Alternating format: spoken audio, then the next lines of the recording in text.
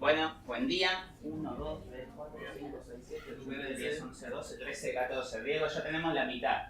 De acá a 2 clases más no trabajamos. Bien.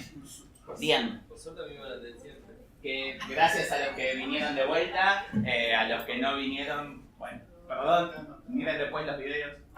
Fíjense. La idea va a ser hacer un repaso de la clase anterior y empezar con la clase de hoy, que es rebotando con la atmósfera. Vamos a ver un poco de correcciones atmosféricas. Un par de observaciones sobre el trabajo práctico. Si se sacaron 2,5 puntos, no se hagan problema, eso no es un problema. El problema es si no aprendieron nada. Segundo, es la primera vez que implementamos esta instancia de evaluación, así que va a haber errores, va a seguir habiendo errores a lo largo del curso. Lo que sí vamos a hacer es corregirlos y cada uno va a tomar la nota que le corresponda.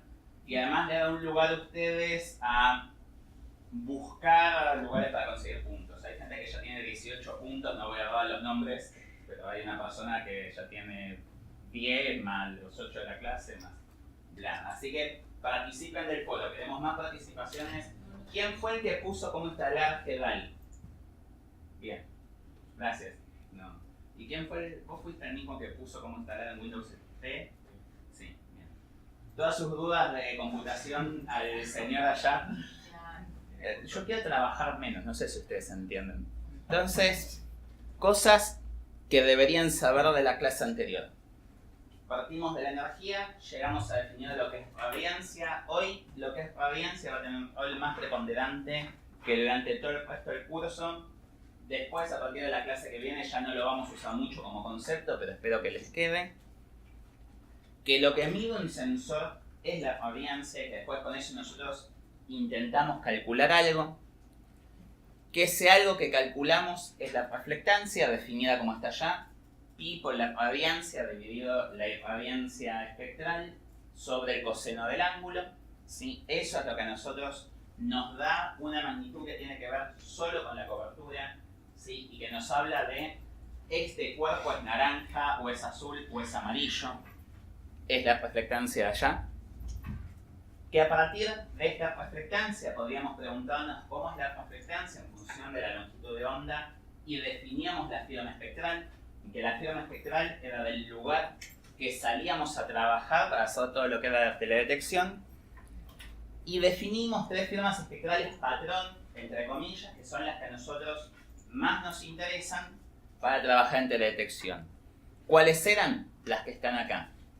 La de suelo, que está en rojo, la de vegetación, que está en verde, y la de agua, que está en azul. Estas firmas espectrales son tomadas en laboratorio, son de la librería del USGS, que es la que figura allá abajo, y es la que nosotros usamos de base para trabajar. Acuérdense que yo les dije que esto se lo tenían que saber en medio de memoria. Y dividimos al espacio en 3 regiones. El visible, el infrarrojo cercano y el infrarrojo de onda media para allá. Dentro de los 400 a 2500 nanómetros donde nosotros trabajamos, teníamos esas 3 zonas. De los 0 a los 700, de los 750, 800 a los 1200, de los 1200 a los 2500. Las zonas del infrarrojo, cuando uno las divide, si buscan en Google regiones del infrarrojo y se toman los 5 primeros resultados, van a encontrar 5 clasificaciones distintas con 5 cortes distintos. No se preocupen por eso, es más o menos, cada clasificación tiene que ver con cuál es el objetivo para el que se la hace, y siempre van a ver que hay 100 nanómetros, 200 nanómetros de diferencia entre una y la otra. Bueno, es algo que pasa, que uno se forma así. La zona, los lugares donde nosotros trabajamos están más o menos definidos en función de dónde están las bandas de los satélites, en particular de Landsat 5, 7 y 8, que es con lo que más trabajamos. Pero si algún día se encuentran que una zona de estas no la llaman SWIR, la llaman MIR, por ejemplo, Mid Range Infrared, o de otra forma, bueno, en ese artículo la llamaron así por algún motivo. A lo sumo esa persona tendrá que definir entre qué longitudes de dónde está trabajando. Entre qué longitudes de dónde estoy trabajando sí es objetivo. Si yo digo que estoy entre los 400 y los 700 nanómetros, estoy entre los 400 y los 700. Pum. ¿Sí? Y una cosa, para los que no hablan inglés, cuando yo digo near, lo que yo digo es near infrared, infraojo cercano. Cuando digo SWIR, eso es short wave infrared, infraojo medio. Lo digo así porque decir infraojo cercano es muy largo, pero decir near suena casi azul, o a verde, o a near, es un color más. Bien. Entonces, empecemos con la clase de hoy. La clase pasada nosotros vivimos en el mundo ideal donde la luz llegaba del sol a la superficie, interactuaba con la superficie y volvía hasta el satélite. Eso tiene un problema y el problema que tiene es que entre nosotros, el sol y el satélite está la atmósfera. Si la atmósfera no estuviera, sería todo mucho más fácil porque no estaría introduciendo distorsiones, no nos tendríamos que preocupar por nada de lo de la clase de hoy. Como la atmósfera está, nos vamos a tener que preocupar por esto. Si uno hace teledetección en otros planetas, por ejemplo, uno hace teledetección en la Luna y la atmósfera no está, entonces todo es más fácil. Pero acá sí está, entonces uno la va a tener que considerar. Y estudiar cuáles son los efectos de la atmósfera es estudiar cómo varía la radiancia a medida que se desplaza a través de un medio material. Y lo digo en general porque uno puede estudiar la radiancia cada vez que se desplaza por el agua. La gente que es ingeniera química seguramente lo vio alguna vez, como un haz de luz disminuye en intensidad a medida que atraviesa una solución. Y esto les va a dar la posibilidad de no solo hacer correcciones atmosféricas, que es lo que vamos a hacer hoy, sino de hacer algunas cositas de batimetría que vamos a usar de ejemplo como para que vean otra aplicación de lo de la clase de hoy. Entonces, lo que a nosotros nos va a interesar es cómo varía esa magnitud ahí, L de lambda, cómo varía la radiancia, por eso dije que la radiancia hoy iba a ser importante. Y en la atmósfera, en particular cuando la luz atraviesa cualquier medio material, pueden pasar tres cosas. Primero puede haber absorciones, el medio material puede absorber luz, también puede emitirla, este es un proceso como que es ida y vuelta, absorbo y emito, son dos caras de la misma manera. Nosotros nos vamos a parar en mirarlo como absorciones. Puede transmitir la luz, ¿sí? Todos miramos a través de un vidrio alguna vez en la vida y sabemos que ciertas longitudes de onda atraviesan los vidrios y otras no. Y puede dispersar a la luz. Y yo voy a hablar de dispersión porque es el término que se usa en general. La reflexión es una versión más acotada de la dispersión. Cuando se refleja algo en una superficie, en realidad está siendo dispersado. Si uno usa reflexión porque es el término común, este sería un poco más correcto. Y para trabajar dentro de la atmósfera en la bibliografía siempre lo van a ver como dispersión. Pero no casualmente tiene el mismo símbolo y van a ver que en un montón de lugares les van a hablar de la reflectancia de la atmósfera, que uno dice, pero la atmósfera es transparente, ¿cómo va a tener reflectancia? Bueno, viene por este lado. Estas son las tres cosas que nosotros vamos a estudiar cuando hablemos de cómo la luz atraviesa la atmósfera. ¿Qué nos gustaría? Que la transmisión sea 1, que toda la luz se transmita, y que la absorción y la dispersión sea 0, que nada se disperse y que nada se absorba. Esto no va a pasar. Y otra particularidad que van a tener acá es que la suma de estas tres cosas tiene que dar 1. ¿Por qué? Porque la luz o se absorbe, o se transmite, o se dispersa. No hay otra alternativa. Entonces, toda la luz que llega a la atmósfera tiene que irse en una de estas tres cosas. Como estos son coeficientes, ¿sí? La suma de los tres tiene que dar 1. Adelante. Sin miedo, fácil, siéntese. Todo eso después queda grabado, así que... Bien. Entonces, ¿qué pasa en la atmósfera cuando llega luz? Todas esas cosas que ven allá. Todas estas son posibles interacciones que uno puede tener en la atmósfera y que uno dice, bien, las tengo que encarar de alguna manera. Yo las voy a dividir a grandes rasgos en dos categorías. La primera de estas categorías son las absorciones. Cuando yo hablo de absorciones, yo tengo absorciones en dos sentidos. La luz que viene del sol, adelante, con confianza. La luz que viene del sol y llega hacia mi cobertura, tiene que atravesar la atmósfera.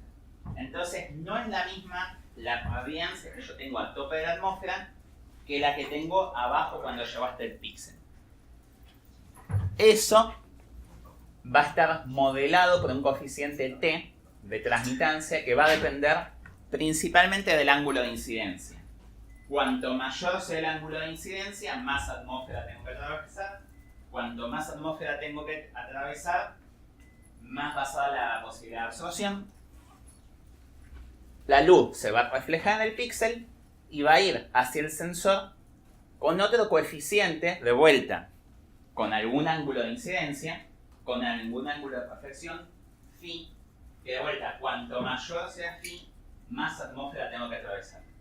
Si yo quisiera pararme en el mejor lugar y decir, bueno, quiero que atraviese la menor cantidad de atmósfera posible, ¿cómo tendría que ser el ángulo θ y el ángulo phi? 0. Necesito estar bien vertical. Si ustedes se fijan, la mayoría de los satélites trabajan en algo que se llama nadir. Cuando uno trabaja en nadir, uno está mirando vertical justo hacia abajo.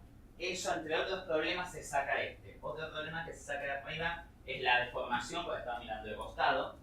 Pero es mejor trabajar en nadir para decir, bueno, la cantidad de atmósfera que atravieso es la mínima posible. La dispersión, toda la información que pierdo por la absorción de la atmósfera es la mínima que puedo tener. Con el Sol eso no se puede hacer. El Sol tiene su ángulo de incidencia y es el ángulo de incidencia del Sol, y con ese tenemos que trabajar, sea el que sea. Entonces, esta es una parte que es la transmisión, y la otra son las distintas dispersiones que yo puedo tener. ¿Y cuáles son las dispersiones que puedo tener? La luz que viene del Sol le pueden pasar varias cosas. Se puede dispersar.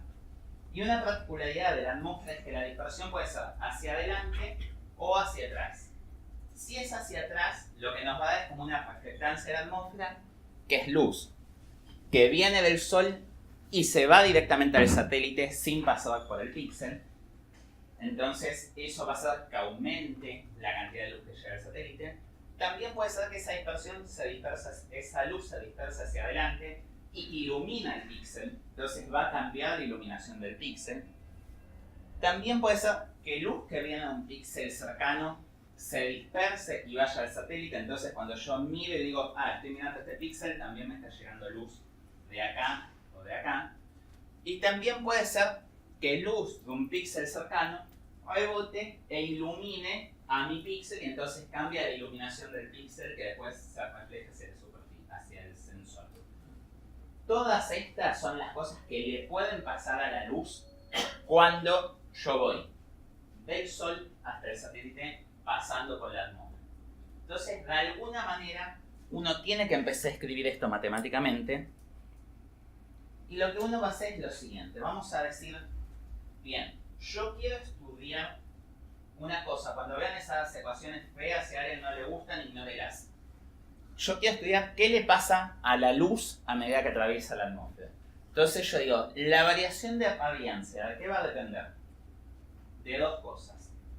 Por un lado, voy a tener absorciones, que es ese K por O por L, donde ¿qué estoy diciendo ahí? Yo estoy diciendo que la cantidad de absorción que yo tengo es proporcional a la cantidad de luz que incide. Cuanta más luz incida, mayor va a ser la absorción.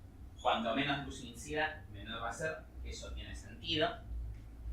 Va a ser proporcional a la densidad del medio que estoy atravesando. Cuanto más denso sea el medio, más moléculas va a haber que puedan absorber la luz. Y de algún coeficiente K que tiene que ver con qué estoy atravesando. Buen día 2. No es lo mismo atravesar la atmósfera que atravesar agua, que atravesar un vaso de jugotán. Sí, son tres cosas distintas. Y además tiene que ver con ds, que es la distancia que yo atravesé. Eso por un lado. Todo ese término de ahí me va a dar absorciones. El otro término, J por ODS, que está al costadito, es un término de fuentes. Lo que me dice ese término es, aparece luz que viene de la atmósfera, que viene de algún lado, no sabemos bien de dónde, puede ser que haya un reflector, puede ser que haya otra cosa, y que también voy a tener que modelar. Y si se fijan, el término de allá, el término de emisión, a priori no tiene nada que ver con la cantidad de luz que está incidiendo. Ese término puede ser independiente de cuál sea la radiancia con la que yo ilumino. ¿Sí? Puedo simplificar un poco la notación de esta manera, donde lo que yo digo es la variación de lambda con respecto al camino recorrido es menos la variación de L con respecto al camino recorrido es menos el L que yo tengo más algún término de fuentes. Entonces, yo tengo que poder modelar estas cosas. Tengo que poder modelar cuánto absorbo y tengo que poder modelar cuántas fuentes yo meto en el camino. Para que les quede, ahí están los nombrecitos de las cosas. Y esto tiene un problema. Esta ecuación diferencial que se le llama cuando uno la plantea y dice, bien, pongo cuánto vale K, cuánto vale O, cuánto vale todo, y la quiero resolver a mano, no se puede hacer generalmente. Uno no puede decir, la solución es esta.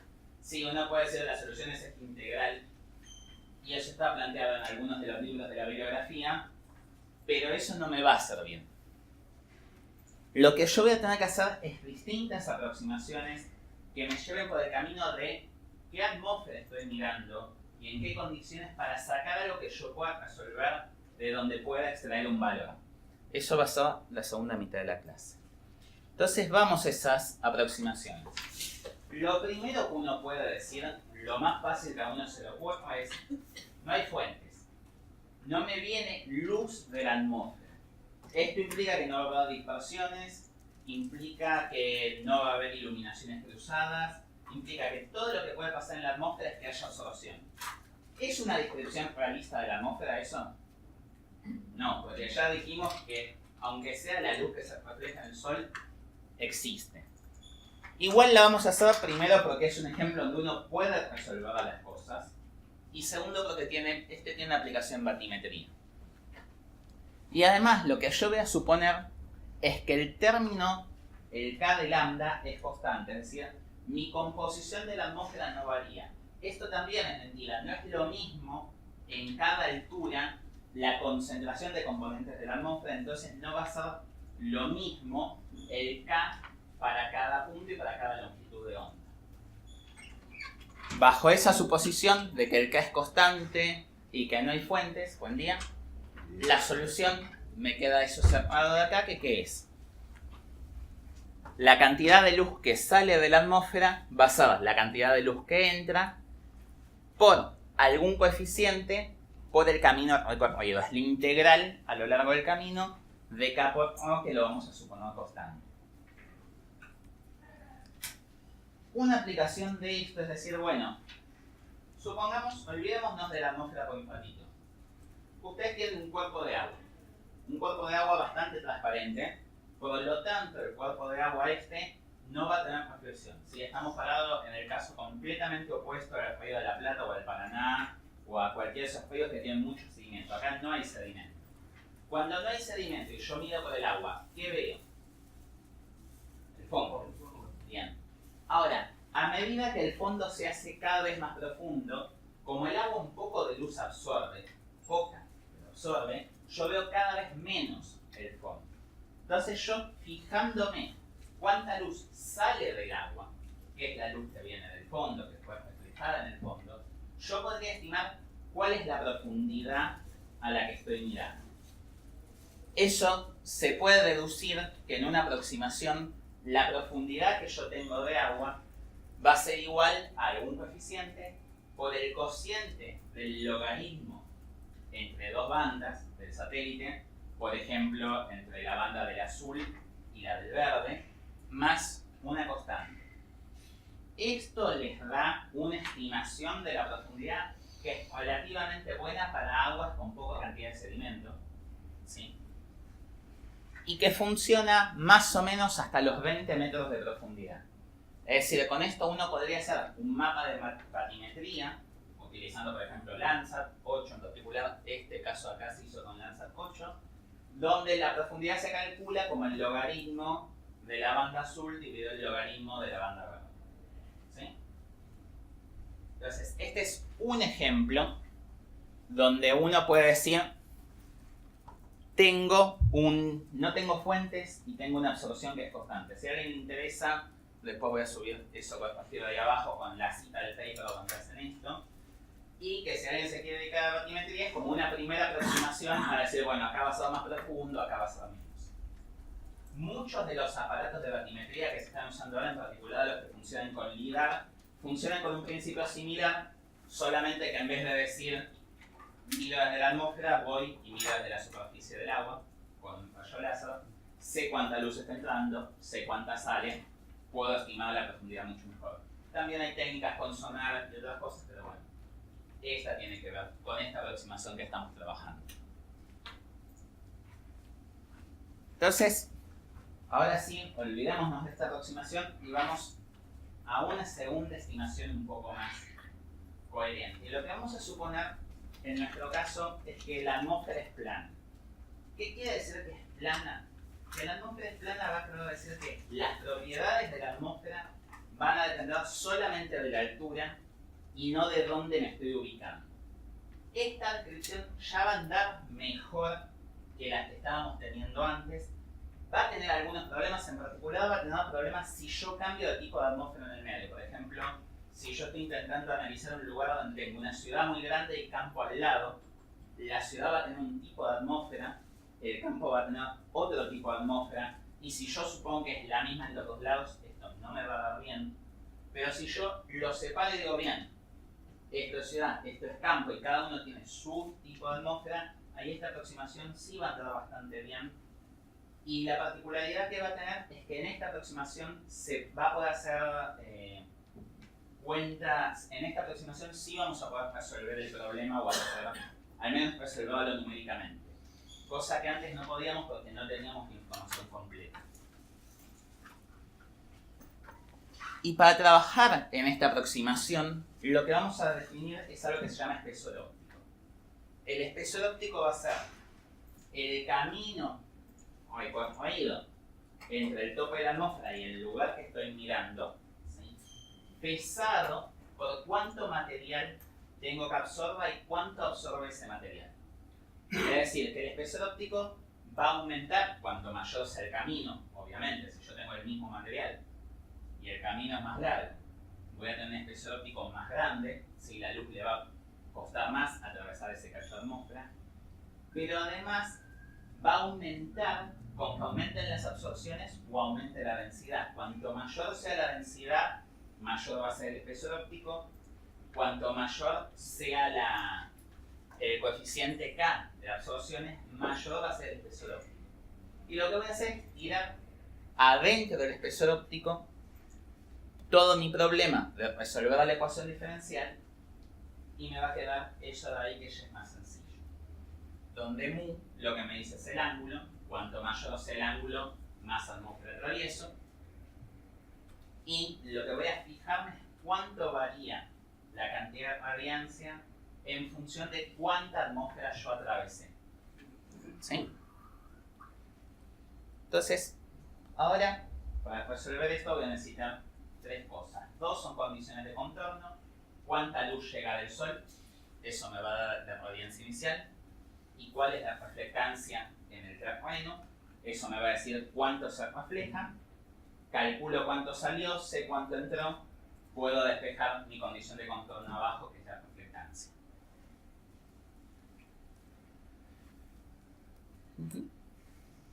Cuando uno agarra y reescribe todo esto para que le quede más o menos lindo, lo que le queda, y esta sí, anótenla porque esta sí va a ser importante, es que la radiancia es un coeficiente de transmisión por la cantidad de luz que vino del Sol por la transmisión inicial, por el coseno del ángulo, más las iluminaciones cruzadas, por la reflectancia dividido pi, más lo que se llama radiancia de camino, que es la cantidad de luz que no interactuó con el píxel y llegó al sensor. Quiero que vean algo por un segundo. Si esto vale 1, esto vale 1, esto vale 0 y esto vale 0, lo que me queda es que la radiancia es E por el coseno del ángulo dividido pi por rho. ¿Sí? Si yo despejo, lo que me queda es que la reflectancia es L por pi dividido E por el coseno del ángulo, que es la definición de reflectancia que habíamos dado originalmente. ¿Sí? Si se fijan en la filmina, está en la filmina 2 o 3, si no me equivoco. Entonces, acá todavía está la definición de reflectancia que nosotros teníamos. ¿Qué pasa? Esa definición de reflectancia que nosotros dimos es lo que se llama a tope de la cobertura. Yo defino la reflectancia diciendo, a mi cobertura llegó tanta luz y de mi cobertura salió tanta luz, a 1 milímetro de distancia. Todo esto es la definición, o es cómo yo corrijo de tope de la cobertura a tope de la atmósfera para poder hacer el camino inverso y poder definir reflectancia como a mí me interesa. ¿Sí? El problema va a ser ahora decir, bueno, ¿cuánto vale esto? ¿Cuánto vale esto? Bueno, pi saben cuánto vale esto, cuánto esto y cuánto aquello. ¿Sí? Vamos a tener que poder de alguna manera decir cuánto vale la transmisión de la atmósfera, cuánto vale la iluminación cruzada dentro de la atmósfera y cuánto vale la radiancia de camino para poder resolver esto. Entonces, veamos cómo yo lo puedo modelar a lo que hay en la atmósfera para estimar cada uno de los dos coeficientes. Por favor, interrúmpanme. Yo sé que estoy yendo como medio rápido. Entonces, lo primero que vamos a intentar modelar es la dispersión en la atmósfera. Es decir, estos términos, como el de radiancia de camino o el de iluminación cruzada, que lo que más van a hacer, vamos a ver como efecto, es que aumente la cantidad de luz que me llega al sensor. Es decir, si yo no tengo en cuenta las dispersiones en la atmósfera, yo voy a estar sobreestimando la radiancia que estoy midiendo, entonces voy a estar sobreestimando la reflectancia que estoy midiendo. Y hay dos componentes que me van a dar a mí dispersiones en la atmósfera. El primero son las moléculas, ozono, oxígeno, etcétera, etcétera. Eso me va a dar dispersión por un lado. El segundo van a ser los aerosoles, es decir, estructuras un poco más grandes que van a tener aproximadamente el mismo tamaño que la longitud de onda que yo estoy mirando, que también me va a dar dispersión. Y los tres tipos de modelos que uno puede usar son los siguientes. El primero que ven acá abajo es lo que se llama dispersión de Rayleigh. Fíjense que la dispersión de Rayleigh recae muy rápidamente con la longitud de onda. Es decir, a medida que yo aumento la longitud de onda, es cada vez menos preponderante y es lo que hace que algunas imágenes se vean medio azuladas. Seguramente, ¿alguna vez se preguntaron por qué el cielo es azul? No. Muchas veces. Muchas veces. Nunca lo buscaron en internet, que es lo que uno haría hoy por hoy. La cosa es la siguiente. ¿Se acuerdan que nosotros dijimos en un momento que la dispersión puede ser hacia atrás o hacia adelante? ¿Sí? Entonces yo tengo dispersión de Rayleigh. La dispersión de Rayleigh pasa cuando el tamaño de lo que está dispersando es mucho menor que la longitud de onda. Por ejemplo, un átomo o dos átomos tienen un tamaño de unas 10 décimas de nanómetro aproximadamente. Nosotros estamos hablando de 400 nanómetros, es mucho menor. Fíjense que la atmósfera dispersa mucha más luz en el azul que lo que dispersa en el verde, que lo que dispersa en el rojo. Y esta dispersión es hacia adelante, no solamente hacia atrás. Es decir, ¿qué color va a ser preponderante dentro de la luz dispersada por la atmósfera cuando yo la miro? Azul. Bien. Entonces, esto empieza a explicar por qué la atmósfera, por qué el cielo es azul. Ahora, hay un problema. Cuando yo miro, por ejemplo, un atardecer o un amanecer, ¿de qué color se ve la atmósfera? Rojiza. ¿Qué es lo que está pasando ahí? La cantidad de luz dispersada sigue siendo la misma, pero ahora hubo más atmósfera recorrida para tener más oportunidad de que la luz roja se disperse, así que esto va a aumentar. Y además hubo más atmósfera recorrida para que haya oportunidad de que la luz azul sea absorbida de vuelta por la atmósfera. y que esto disminuya. Entonces, cuanto más atmósfera atravieso, ¿hacia qué color va virando el color del cielo? Rojo. Bien. ¿Y de noche qué pasa? ¿De qué color es el cielo? En realidad es transparente. Uno lo que ve es el no luz que hay atrás. ¿Y por qué es negro de noche? ¿Qué es lo que cambió a la noche en este lugar? No tenemos sol, entonces no hay radiancia incidente, entonces no hay luz que pueda ser dispersada. Como no hay luz que pueda ser dispersada, la atmósfera se ve transparente. Entonces, ese es el primer tipo. El segundo tipo de dispersión que uno puede tener se da cuando el tamaño de las partículas es similar o mayor que la longitud de onda con la que yo estoy mirando. Y acá hay dos modelos que uno puede separar. Uno es el modelo de Mie, que lo que uno asume es que las partículas que están dispersando son esféricas, y eso va a dar una curva de dispersión similar a esta, ¿sí? Medio blanquecino. Y el otro es el modelo de partículas, que acá ya no digo que estas partículas son esféricas, sino que pueden tener cualquier forma, cristales de hielo, todo eso.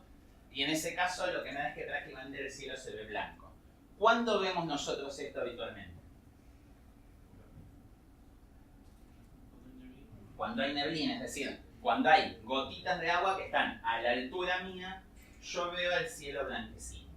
Entonces, vamos a hablar un poco de estos dos modelos, el de Rayleigh por un lado y el de Mie y de partículas por el otro. ¿Sí? La dispersión de Rayleigh, como está dada por moléculas, y va a estar siempre presente en la atmósfera. Independientemente de donde ustedes estén mirando, en la atmósfera terrestre la dispersión de Rayleigh va a existir. Es decir, que esta la vamos a tener siempre que tener en cuenta. No hay forma de sacársela de arriba. Esta está. Punto. ¿Sí? Lo que tiene de bueno es que esta es sencilla de modelar. La primera descripción de la dispersión de Rayleigh la hizo Rayleigh en 1880, me parece, si no me equivoco, así que ya está resuelto este problema. Y lo que tiene es que la cantidad de luz dispersada va a ser proporcional, va a decaer como la longitud de onda a la cuarta, ¿sí? Lambda a la menos 4. Por eso es que decae tan rápido y por eso es que cerca del azul es tanto más grande que cerca del rojo. Cuando yo paso de los 400 a los 800 nanómetros, multipliqué por 2 la longitud de onda. 2 a la menos 4 me da 2, 4, 8 me da 16. Así que la cantidad de luz por dispersión de Rayleigh que aparece en el infrarrojo cercano es 16 veces menor que la que aparece, por ejemplo, en el azul. Pregunta: ¿este efecto va a ser muy relevante en el infrarrojo medio, en el infrarrojo onda corta? No. Fíjense que para yo ir de los 400 nanómetros a los 2500 nanómetros, yo tengo que multiplicar por 5 para estar de un lado al otro. 5 a la 4 me da 5, 25, 125, 500 y pico. Es decir, el efecto este es un 500avo de magnitud en el infrarrojo medio comparado con el azul. Ahora, en el azul, ¿esto va a ser relevante? Sí, es donde más grande va a ser y es donde más nos puede afectar. Y otra cosa importante, ¿se acuerdan más o menos cuánto es la reflectancia en el azul de alguna de las coberturas que estuvimos viendo? ¿Reflectancia? Sí. 100. Más o menos. Alguien. Vamos de magnitud. 160. 160. Eso es 1,5%, 2%. Algunas coberturas pueden tener hasta el 10% de reflectancia en el azul. Cuando hagamos ahora la cuenta de la dispersión de Rayleigh, van a ver que esto me puede dar una reflectancia equivalente de más o menos el 7%. Si yo estoy intentando medir algo que tiene 1% de reflectancia y lo que me suma la atmósfera es un 7%, ¿tengo que tener esto en cuenta? Sí. Acá voy a aprovechar un detalle para hacer algo en particular. No sé si ven la discusión sí, que estuvimos teniendo con respecto a la distribución, si era normal, no era normal, hubo en el foro. Entren en el foro, hay cosas interesantes. Acá en teledetección a uno le pasa algo que no es tan copado. Nosotros estamos trabajando con modelos de juguete por ahora. Pero algo que les va a pasar es cuando uno dice, bueno, quiero calcular, por ejemplo, el contenido de clorofila de este cuerpo de agua. Y uno hace las cuentas, y hace las propagaciones, etcétera, etcétera. Los errores que van a tener, en el mejor de los casos, son del 30%. ¿Sí? Y es muy típico tener errores del 100 o del 200% en una magnitud que ustedes estiman a partir de imágenes satelitales. ¿Sí? Entonces, tengan en cuenta que esto no es un problema de laboratorio donde si uno decía tengo más del 5% de error, tengo que volver a hacer las experiencias, sino que acá vamos a ver que tener un 30% de error es algo normal. Cuando hagamos las estimaciones de superficie van a ver que van a tener 20-30% de error también, y a veces es mucho mayor. ¿Por qué? Porque muchos de los cuerpos que estamos estudiando están en saturación, los modelos que hay no son tan buenos, y además nosotros estamos intentando reducir toda la variabilidad de la firma espectral que estamos viendo a 1 o 2 bandas. ¿Sí? Para que lo sepan que eso va a aparecer, y en particular en muchos lugares el error que uno está cometiendo puede venir de acá. Si uno no tiene en cuenta esto y uno dice estoy midiendo algo que tiene una reflectancia de un 1% y le estoy metiendo un 7% arriba de error, eso es un 700% de error que yo estoy metiendo desde el vamos en mi medición y que se propaga de ahí en adelante a todo lo que yo hago. ¿Sí? Como para motivar un poco a hacer esto.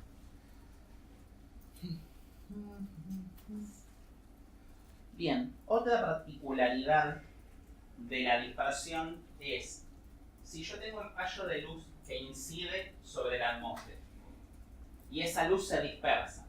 Supónganse que yo disperso el 10% de la luz que me llega.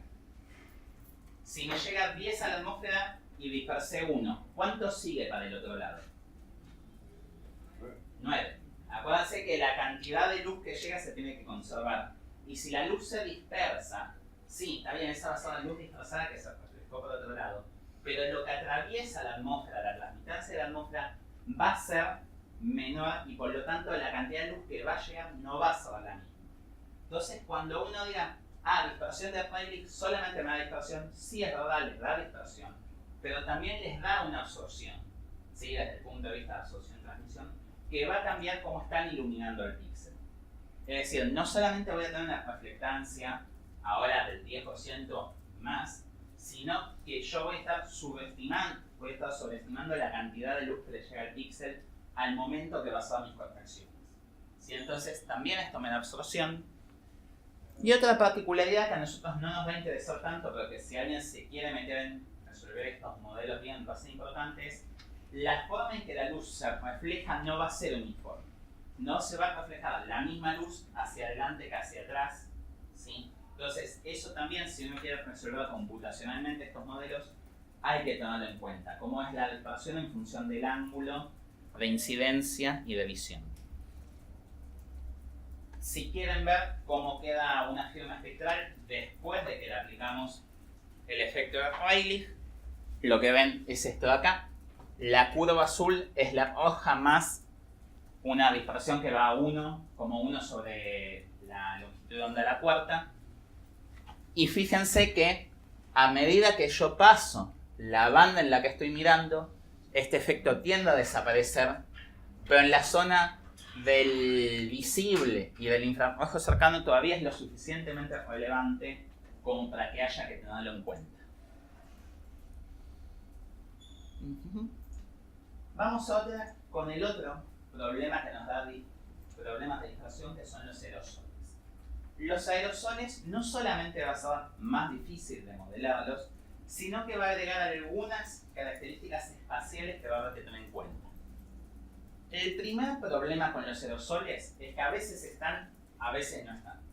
A uno le encantaría poder decir, siempre hay esta cantidad de aerosoles en mi atmósfera, lo modelo como Rayleigh, pero más difícil y ya está. Esto no va a ser así, van a cambiar con el tiempo, van a cambiar con las condiciones meteorológicas. Cualquier persona que mire por la ventana sabe que hay días más claros y días menos claros. Entonces, eso está dado por el cambio en la cantidad de aerosoles que uno tiene.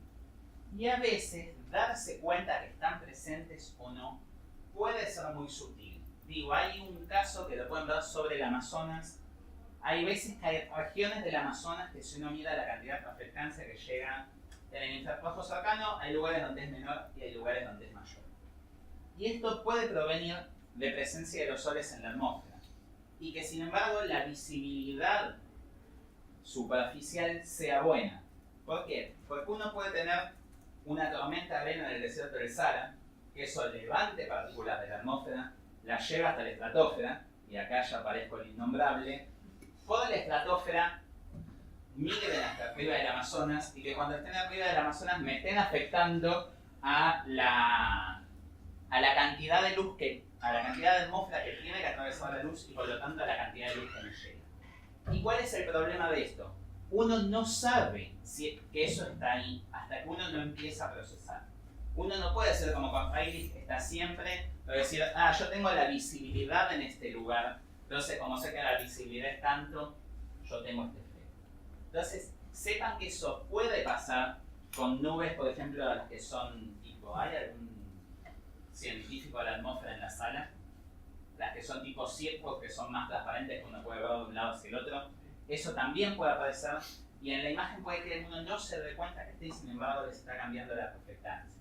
Entonces, hay que tener en cuenta que puede haber aerosoles localizados en la atmósfera. ¿Sí? Y además, bueno, además de que hay aerosoles, uno tiene que saber qué tipo de aerosoles son. No es lo mismo tener una atmósfera que tenga aerosoles más parecido a lo que es un modelo marítimo, que un modelo urbano, que un modelo costero. El modelo urbano es el que más cambios puede tener, porque arriba en la ciudad puede haber hollín, y eso absorbe muy distinto a aerosoles que vengan de polvo o de agua. Entonces, arriba de la ciudad de Buenos Aires no es el mismo modelo de atmósfera que uno tiene que arriba del delta. Y eso se mueve. Entonces, también hay que considerarlo. En este caso, por suerte, en el modelo de mí, uno puede modelar relativamente bien el decaimiento de la radiancia de dispersión por aerosoles con la longitud de onda, con algo bastante parecido a lo de Rayleigh. ¿Dónde qué cambia? ¿Se acuerdan qué exponente teníamos allá? Antes, 4. Ahora lo que voy a tener es un número entre 4 y 1, que lo que va a tener que ver es con qué tan transparente es la atmósfera. Cuanto más cerca de 1 esté ese número, menos transparente va a ser la atmósfera, y entonces más radiancia me va a llegar de la misma. ¿Sí? Esto es interesante por dos motivos. Primero, porque nos va a permitir trabajar al revés y estimar cuál es la profundidad óptica a partir de estimar el coeficiente de alfa. Y segundo, que nos dice, también si yo sé la profundidad óptica porque tengo justo una estación meteorológica, qué numerito tengo que poner ahí. ¿Sí? Eso está en uno de los papers que les subimos. Para que tengan una idea de orden de magnitud, para cada una de estas bandas, en particular estas son bandas para Landsat 5, la contribución de Rayleigh es la que aparece acá. Entre 6 y 8% para la banda del azul, entre 3 y 4 para la del verde, entre 2 para la del rojo, 1 para la del NIR y casi 0 para la del SWIR. Y aquellas son las contribuciones por aerosoles para las mismas bandas, ¿sí?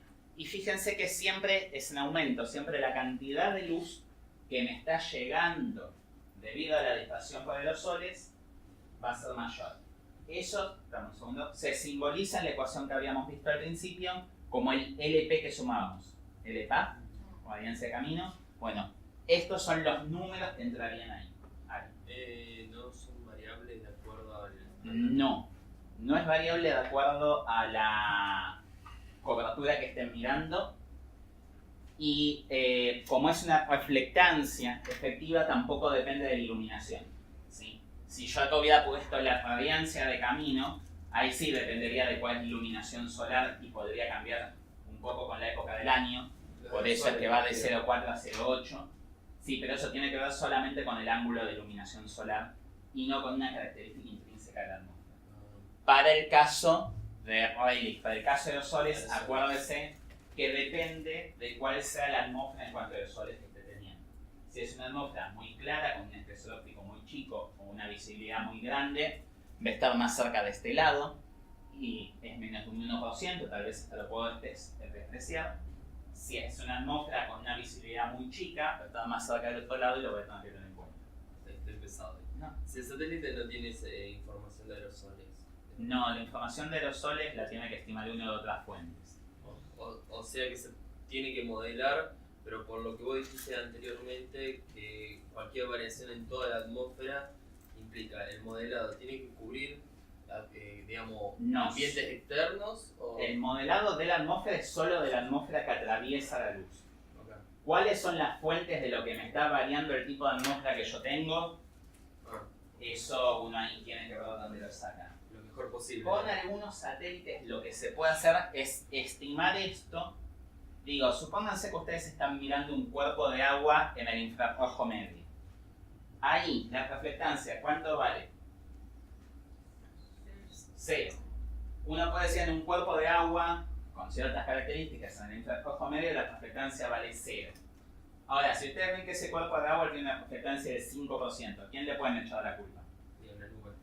A una nube, a la atmósfera en general. Entonces, uno puede usar las bandas del infrarrojo medio para estimar el contenido de los soles sobre un cuerpo de agua con pocos sedimentos. Pero bueno, es una forma que uno puede estudiar.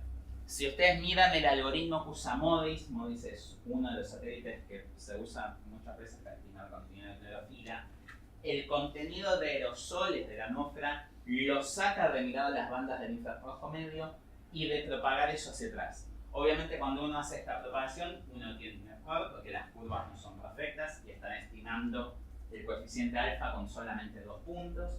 Cuando estudian el coeficiente alfa con solamente 2 puntos, eso tiene su dispersión, entonces no es perfecto y les agrega un error. Pero es mejor que nada.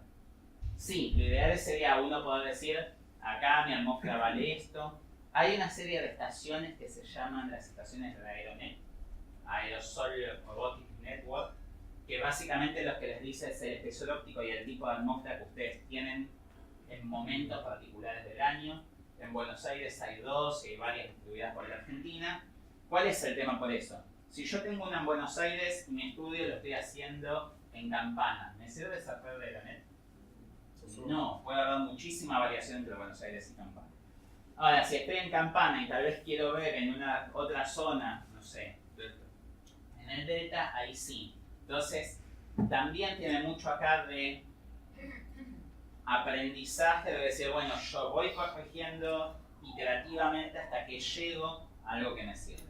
Siempre tener datos de campo va a ser bueno, porque si uno tiene las reflectancias de campo, uno puede decir, bueno, en el campo mido esto, en el satélite mido esto vale esto, y de ahí sacar los parámetros de la atmósfera, pero eso tiene otro problema, que es que uno tiene que estar mirando en el campo junto con la pasada del satélite, y eso es bastante complicado de hacer. La otra cosa que puede pasar en la atmósfera, que como dijimos antes, son las absorciones. Cuando uno tiene absorciones, en general, a lo que se refiere es absorciones de origen molecular, debidas al ozono, dióxido de carbono, oxígeno, agua, etc. Y acá hay principalmente 2 grupos. Uno de estos grupos son las absorciones que son constantes en la atmósfera. La cantidad de oxígeno en la atmósfera porcentualmente varía poco, entonces entre un lugar y otro, uno no va a tener una diferencia muy grande entre decir tengo tanto oxígeno, tengo tanto otro, y la absorción por oxígeno está. Mientras que la cantidad de vapor de agua en la atmósfera puede cambiar mucho al moverse geográficamente, al moverse espacialmente, y entonces la absorción por vapor de agua en la atmósfera sí va a poder cambiar mucho entre una imagen y otra. Entonces, hay algunas que me las voy a poder sacar de arriba más fácil, principalmente las que tienen que ver con oxígeno y dióxido de carbono. Hay otras que no, principalmente las que tienen que ver con vapor de agua y ozono, que son las dos más que nos van a importar. Y la primera solución a esto es la siguiente. ¿Dónde pongo yo las bandas de mi satélite?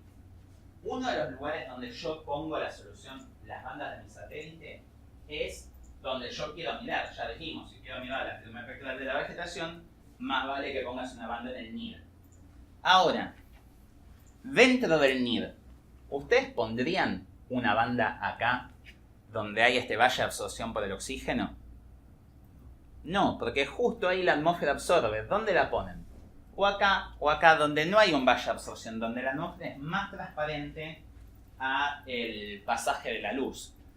Dentro del infrarrojo cercano, ¿ustedes pondrían una banda de su satélite acá en los 1300 nanómetros?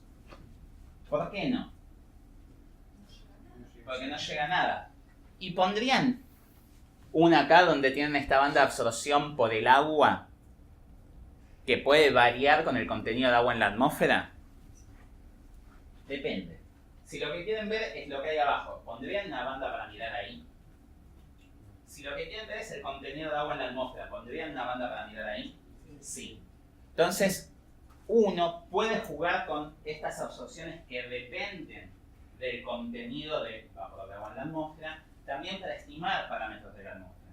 En particular, MODIS hace esto y tiene dos bandas muy cercanas, una acá y una acá, donde la que usa acá la usa de referencia y la que usa acá la usa para ver cuál es el tamaño del valle, y con esas dos puedo estimar el contenido de vapor de agua en la atmósfera. Lo mismo con las bandas de absorción del ozono, que están más cerca de acá, ¿sí? Entonces, la primera cosa que yo hago es, si yo pongo bien las bandas de mi satélite, yo puedo sacarme arriba mucho el problema de la absorción de la atmósfera. Y este problema va a ser menor cuanto más ancha sea la banda que estoy midiendo espectralmente. Porque si yo tengo una banda que tiene este ancho, que va de acá hasta acá, sí, está bien, justo en el medio tengo la absorción del oxígeno. Pero promediado, esta absorción que mide 5 nanómetros en 100 nanómetros, ¿me va a importar mucho? ¿Va a ser muy relevante? En general no. Puede que me haga una variación, pero va a ser menos importante que si yo digo quiero medir con 10 nanómetros acá. Si entonces para los sistemas multiespectrales las absorciones van a ser menos relevantes que para los sistemas hiperespectrales donde yo tengo muchas bandas muy angostas, ¿sí? Esto es otra cosa con lo cual uno muchas veces dice no corrijo para absorciones, corrijo solamente por variancia de camino, porque para el tipo de sistema con el que yo estoy trabajando esto no me importa, ¿sí? Si quieren, acá tienen la variación de la transmitancia de la atmósfera con el contenido de agua en la misma. Como ven, hay zonas donde varía más. Este gráfico es muy feo, tal vez lo ven mejores en sus libritos, pero bueno, por ejemplo, en esta zona, a medida que yo aumento el contenido de vapor de agua, la transmitancia de la atmósfera disminuye, es decir, la cantidad de luz que deja pasar es cada vez menor, y entonces yo voy a medir cada vez menos. Lo mismo acá, y acá quedó menos empastado, pero en estas zonas de acá, fíjense que la línea continua está acá arriba y la línea punteada está acá abajo. Entonces, esta banda de acá, si lo que quiero hacer yo es estudiar contenido de vapor de agua, es mejor que esta banda de acá, que va a saturar mucho más rápido. ¿Sí? ¿Y qué me produce esto en la imagen? Es decir, vuelvo a las bandas de Landsat. El ozono, ¿qué es lo que hace? Que yo tenga ¿qué cosa? Pérdida de radiancia a medida que atravieso la atmósfera. Y con dos particularidades. Primero, que es muy variable. Fíjense que en la banda del verde puede ir del 5 al 13%. Y segundo, que es en porcentaje. Va a depender de la cantidad de luz que está atravesando la atmósfera. No como la radiancia de camino, que era un numerito constante, sino que esto, según cuánta luz esté siendo reflejada va a afectar en qué porcentaje el porcentaje va a ser siempre el mismo, en cuánta radiancia yo estoy perdiendo.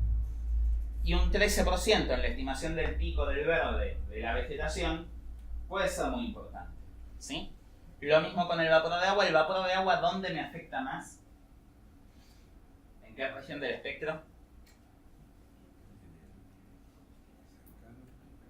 En el infrarrojo cercano y en el infrarrojo medio, donde puede llegar a tener un 15%, 13, 14 de absorción a medida que atraviesa la atmósfera, desde un 2%, que es como lo mínimo. Entonces también tengo que tener en cuenta esto de dónde quiero estudiar yo mi problema, y en función de dónde lo quiero estudiar, qué tipo de correcciones voy a hacer. Si yo voy a trabajar solamente en el visible, ¿va a hacer falta que corrija por contenido de vapor de agua? No. Ahora, si yo voy a trabajar solo en el visible, ¿hace falta que corrija por difracción de Rayleigh? Sí. Y si voy a trabajar en el infrarrojo medio, ¿hace falta que corrija por difracción de Rayleigh? No, pero sí por contenido de vapor de agua. ¿Sí? De vuelta, en la firma espectral, lo que me queda es esto. Fíjense que en el caso anterior, lo que yo hacía era sobreestimar el valor de la firma espectral. Acá lo que estoy haciendo es subestimarlo, ¿sí? Siempre le estoy pegando por abajo a el valor de la línea negra, que es el que yo espero medir, ¿sí? Y esto va a tener una característica importante, que es cuando uno después quiera calcular índices. Todo el mundo acá sabe lo que es el NDVI, ¿sí? No. El NDVI es el índice de vegetación normalizado por diferencia. Nivel menos ojo dividido nivel más ojo. Es un índice que se calcula, que vamos a ver la clase que viene. Pero fíjense algo. ¿Qué le pasa al valor del NIR cuando yo no corrijo por absorciones? Disminuye. ¿Y qué le pasaba al valor del rojo cuando yo no corregía por radiancia de camino? Aumentaba. Es decir, que ahora el salto que me da esta diferencia de acá hasta allá no es de la curva hasta la curva, sino que es desde acá arriba hasta allá abajo, donde termina el cuadradito de reflectancia. Entonces el NDVI me va a dar menor. Entonces cuando yo quiero usar eso para estimar algo, voy a tener un valor menor al que tenía originalmente. Y en general lo vamos a ver dentro de 4, cuando hagamos la práctica. Esto no me da una diferencia visual. Como yo a las imágenes las voy a reversar, y yo hago el reverse, me estira la imagen para que la vea lo mejor posible, yo no voy a notar estas diferencias en la imagen. Yo voy a ver la imagen y se van a ver exactamente iguales, ¿sí? Sin embargo, los valores de píxel van a cambiar mucho. Entonces, uno tiene que tener esto en cuenta, porque uno a veces dice, acá el NDVI es alto. ¿Y por qué? Porque se ve blanco. Y tal vez están, justo ahí en esa imagen no hay vegetación, el NDVI vale 0,2 y es alto. O uno dice, el NDVI acá es bajo, me dio 0,6. Y después uno va, corrige por toda la atmósfera y pasa de 0,6 a 0,8. Sí. Una pregunta, el producto de MODIS que da el índice verde, la composición de los 10, ¿ya tiene hecha esta corrección? Sí. Uno puede comparar con ese producto los valores de... En general, los productos L2 de MODIS, si los quieren, no todos, pero la mayoría, si los quieren usar como yo voy a comparar contra esto, se puede confiar bastante. La gente esa trabaja muy bien, la gente de Océano de MODIS trabaja muy bien, la gente de índices de vegetación trabaja muy bien, y van actualizando los productos, es decir, no se quedan siempre con el mismo producto, sino que lo van mejorando. Y en general las mejoras tienen que ver con mejoras en la corrección atmosférica que se le hace a las imágenes para estimar mejor el valor de reflectancia para el píxel que ustedes están mirando. Otra cosa lo vamos a ver a la vez que viene al trabajar con imágenes MODIS, pero MODIS tiene una banda de calidad que uno muchas veces ignora, Landsat también la tiene, y básicamente la banda de calidad les dice cuánto pueden confiar ustedes en el píxel que están mirando. Porque si él dice, yo para estimar acá la radiancia de camino tuve que hacer una suposición sobre la reflectancia que no confío mucho en mi algoritmo, les dice este píxel, yo te recomiendo no usarlo. Y en algunos lugares hasta te dice, este píxel no lo uses, yo te reporto el valor y este valor no sirve para nada. Te dicen cuánto vale. Eso nos pasó una vez que fuimos al CARIC, que queríamos valores de clorofila o temperatura superficial. Las dos. Y uno agarraba y decía, bueno, quiero medir la clorofila en el canal de Big. Y uno miraba y sí, te daba un valor, 0,3.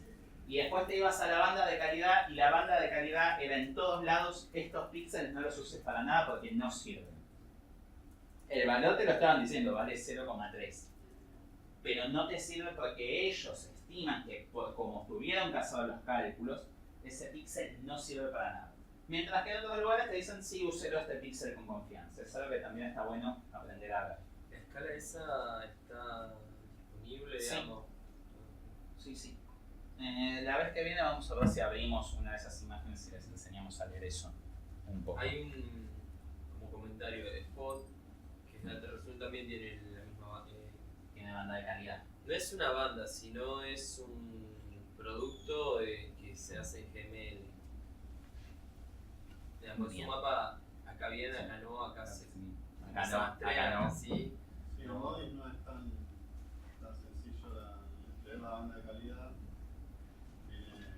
Está codificada por bits y cada bit significa algo, entonces a priori no, hay que leer un poco. Siempre cuando agarran una misión lean todo el documento técnico porque si no, no mira ese valor y no entiende qué es. Y por ejemplo vos querés comparar justamente un valor de decimal que también medio con Modis y en realidad este es algo de Modis que es anómalo, no sé, seguro me estoy equivocando y capaz que no. Entonces esas cosas que como cualquier producto. Para Lancer también tienen banda de calidad, si alguien la quiere bajar y chusmear, aunque sea el documento que la define. Y lo que van a ver es, tiene información muchas veces de este píxel tiene una nube, este píxel tiene sombra de una nube, este píxel está al lado de una nube, así un montón de cosas que les dice, este píxel le pasa esto, le pasa esto, le pasa esto, y terminan con un número de 16 bits de esto le pasa, esto no, esto le pasa, esto no, esto le pasa, esto no, de unos y ceros que después te lo muestran como un número en decimal, pero que si uno lo vuelve para atrás lo pasa de 16 bits de un número en decimal a un número en binario y uno puede decir, este píxel de acá me recomiendan que no lo use porque está la sombra de la nube, y este me recomiendan que no lo use porque pasa esto, y este porque pasa lo otro. Bien. Ya mucha cháchara de qué puede pasar, vamos a ver cómo lo corregimos. Lo primero que les quiero recordar es cómo uno calcula la reflectancia. Esto de acá, a esta reflectancia le vamos a dar un nombre que es reflectancia tope de la atmósfera. Es lo primero que uno va a calcular, y con esto quiero ser tajante. Hasta ahora, y si no lo están haciendo, quiero que lo sepan, lo mínimo para trabajar va a ser trabajar con reflectancia a tope de la atmósfera. Si uno no trabaja con reflectancia a tope de la atmósfera y uno trabaja con la imagen como se la bajan, esa imagen viene en número digital. El número digital es un número que tiene que ver con cómo el ingeniero que diseñó la distribución de la imagen se decidió que era mejor hacerlo, y no tiene nada que ver con una propiedad física del sistema que están mirando. La imagen se va a ver igual, pero si trabajan con número digital para intentar extraer datos cuantitativos, les va a dar mal. Así que lo mínimo es la reflectancia. Para convertir la reflectancia en cada satélite va a ser distinto, en cada misión va a ser distinta, pero sí la definición que habíamos dado es que es pi por la radiancia dividido el coseno del ángulo cenital dividido la irradiancia solar, ¿sí? Esa es nuestra definición de reflectancia a tope de la atmósfera. A tope de la atmósfera porque lo estoy midiendo con el satélite. Y lo primero que vamos a trabajar es con cómo estimar a partir de la imagen el valor de radiancia de camino, ¿sí? Yo voy a decir la transmitancia es 1, la iluminación cruzada es 1, todos los términos esos que yo había puesto en mi ecuación valen 1 o 0, y lo único que me queda es la radiancia de todas más la radiancia de camino, ¿sí? Eso es una aproximación. Me estoy tirando en el camino cuánto vale la absorción de la atmósfera, me estoy tirando en el camino de iluminación cruzada y solo me quedo con la luz que llega a la atmósfera y se dispersa hacia el sensor. Y para hacer esto, yo voy a tener que hacer una suposición para el método que vamos a usar ahora, y es que dentro de mi imagen hay en cada banda, o en al menos 2 bandas, algún cuerpo que tenga reflectancia 0, ¿sí? Que si mi imagen tiene mucha variabilidad es muy probable que eso pase. Si mi imagen tiene cuerpos de agua profundos, eso lo voy a tener en el infrarrojo medio. Si mi imagen tiene zonas de vegetación muy densa y muy fotosintéticamente activa, eso lo voy a tener en la banda del rojo y del azul. Pero yo necesito que en algún lugar de mi imagen haya algún cuerpo con reflectancia 0, ¿sí? Si yo no tengo un cuerpo con reflectancia 0, este método se cae.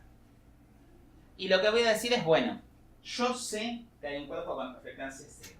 Si yo busco dentro de mi imagen el mínimo de reflectancia, ¿cuánto me tiene que dar? ¿Cómo, perdón? Yo sé que dentro de mi imagen hay un cuerpo con reflectancia 0. Si yo busco adentro de mi imagen un cuerpo, si yo busco en mi imagen el mínimo de reflectancia, ¿cuánto me tiene que dar? 0. ¿Sí? Porque yo supuse que hay un cuerpo con reflectancia 0. Si me da 10, ¿a quién le puedo echar la culpa de eso? Es la palabra que dije más veces en la clase de hoy. A la atmósfera. Si yo digo de este cuerpo que hay acá, la reflectancia que tiene que venir es 0, y la reflectancia que yo mido es 10, quiere decir que alguien me está aportando a algo, alguien que le puedo echar la culpa es a la atmósfera.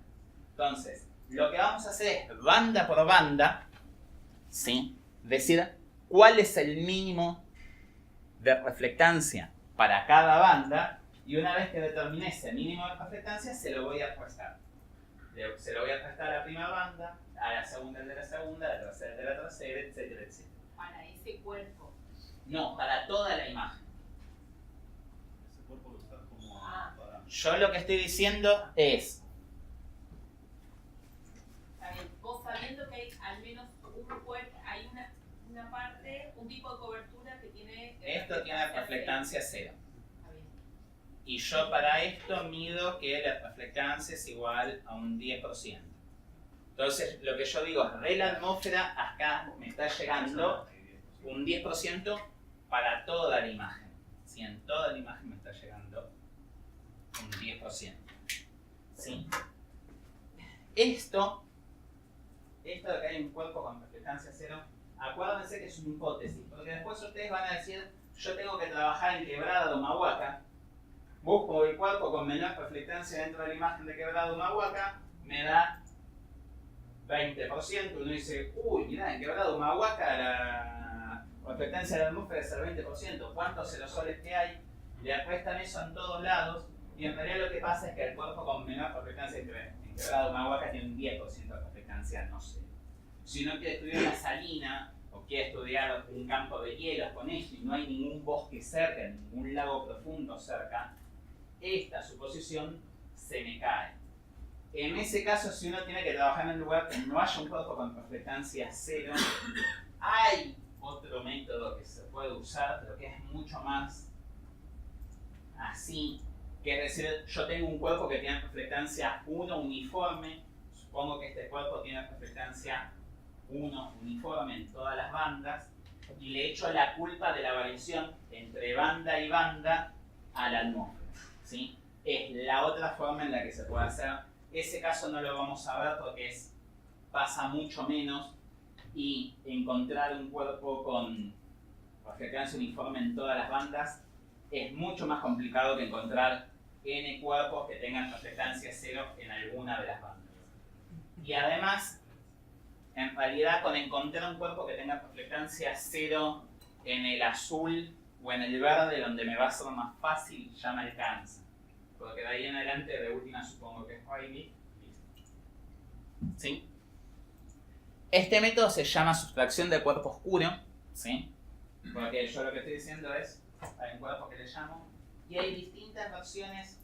Uno, si el cuerpo no tiene reflectancia cero, pero uno puede decir, bueno, yo sé que el cuerpo a lo sumo tiene reflectancia del 2%, uno lo puede usar igual, lo único que hace es, al final del día le sumo un 2% a la reflectancia y listo, y les va a dar los valores relativamente bien, ¿sí? ¿Cuál es la ventaja de este método? ¿Qué es lo único que yo necesité para llevarlo adelante? Tener la imagen, ¿sí? Yo no necesité ningún dato externo a la imagen, como puede ser las condiciones atmosféricas, el contenido de vapor de agua. Con la imagen me alcanzó para hacer esto, ¿sí?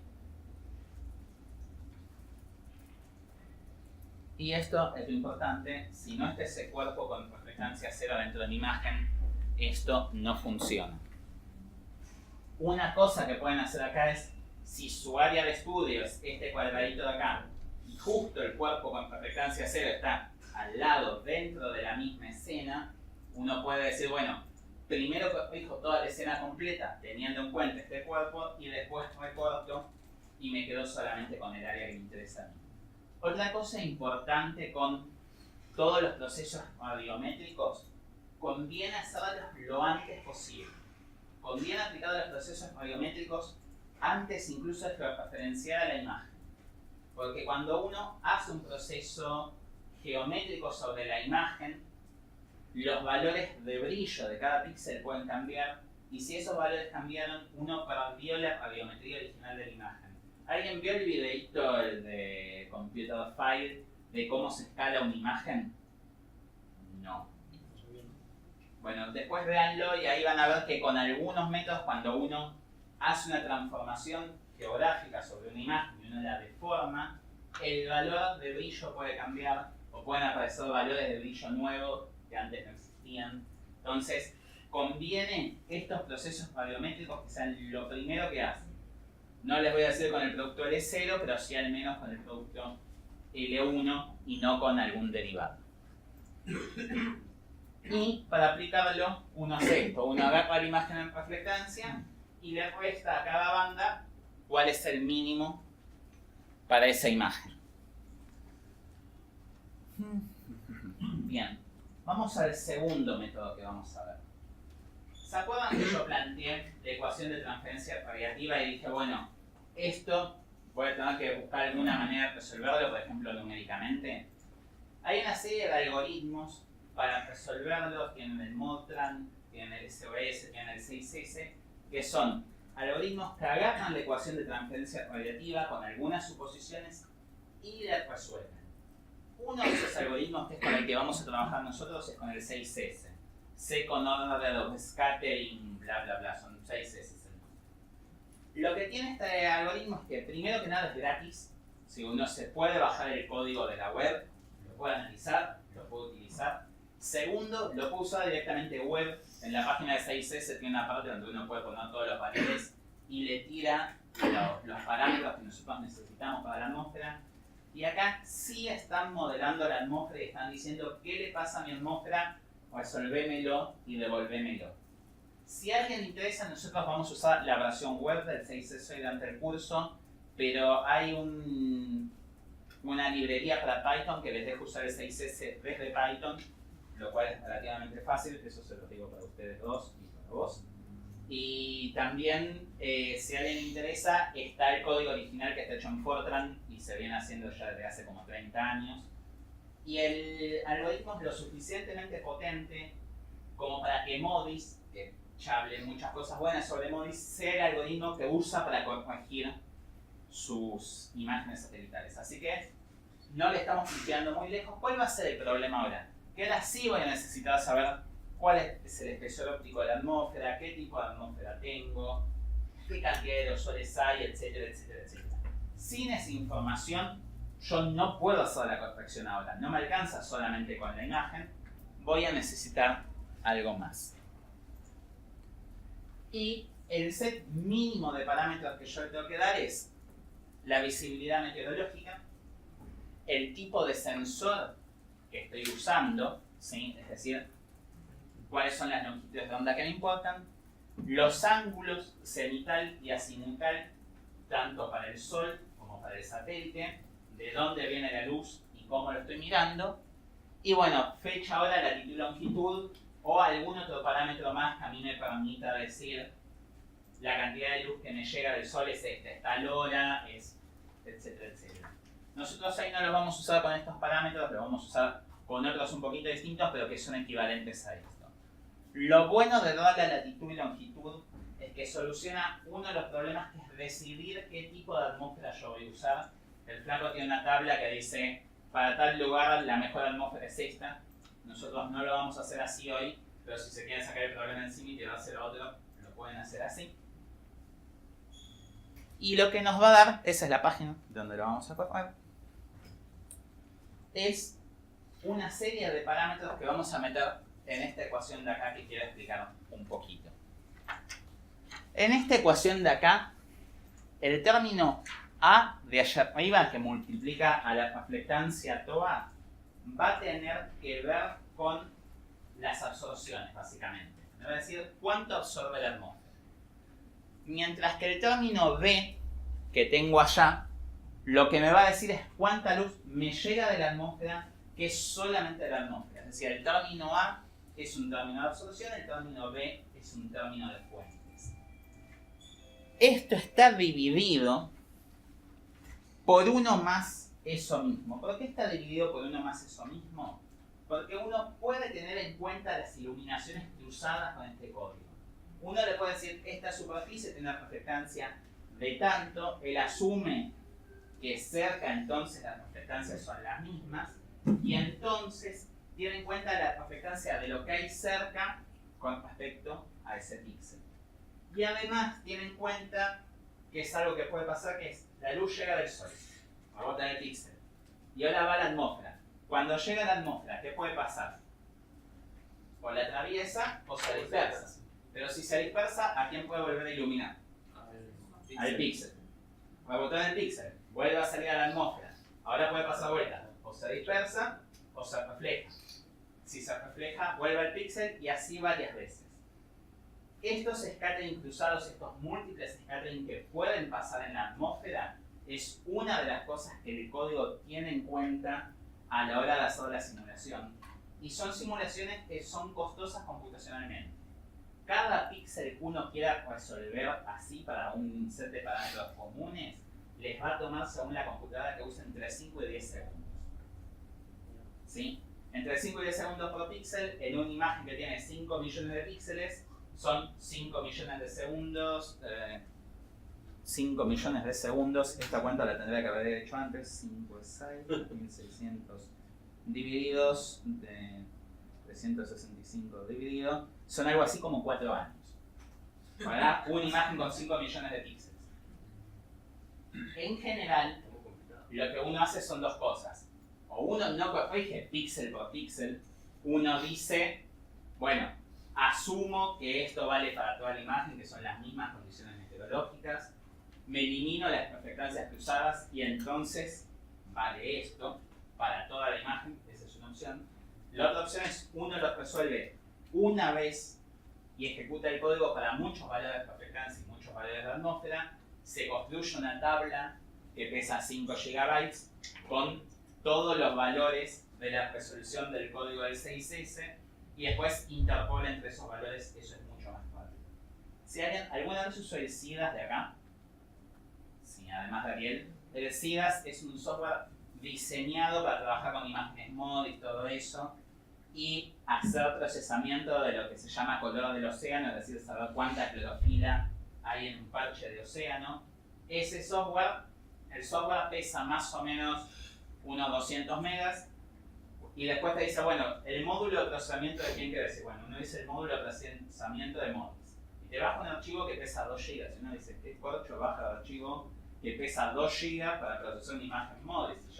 Bueno, ese archivo que pesan 2 GB son las lookup tables, las tablas de búsquedas de resolver esto para un montón de condiciones y que cuando yo le diga andar a resolver, en vez de pasar hace 4 años calculando, uno puede decir tal píxel esto, tal píxel esto, tal píxel esto. NASA va actualizando. Sí. Igual las actualizaciones son discretas. Cada vez que Modis pasa el producto, por ejemplo, de la versión 1 a la 2, de la 2 a la 3, ahora pasaron hace poco de la versión 5 a la versión 6, ahí hizo una actualización era con este código y dijo, ahora los que hay que usar son estos, porque tienen mejor resolución. ¿Sí? Nosotros hoy vamos a trabajar solamente suponiendo que es el mismo valor para toda la imagen, y eso nos va a dar bastante bien. Pero si uno quisiera hacer una de la verdad, hay que corregir píxel por píxel. ¿Sí? Perfecto. Ah, y una cosa importante con esto, que me lo pasé. Si acá uno pone mal los parámetros atmosféricos, papa. Si uno dice, en el medio del océano, mi atmósfera es urbana, les va a dar cualquier cosa. Si uno estima mal la profundidad óptica, les va a dar cualquier cosa. ¿Sí? Entonces, traten de, si van a usar estos métodos, sacarse los parámetros atmosféricos bien de algún lado. Una opción para sacarse los parámetros atmosféricos es usar alguna imagen Modis y decir, bueno, Modis para esta escena, ¿cuánto calculó de espesor óptico?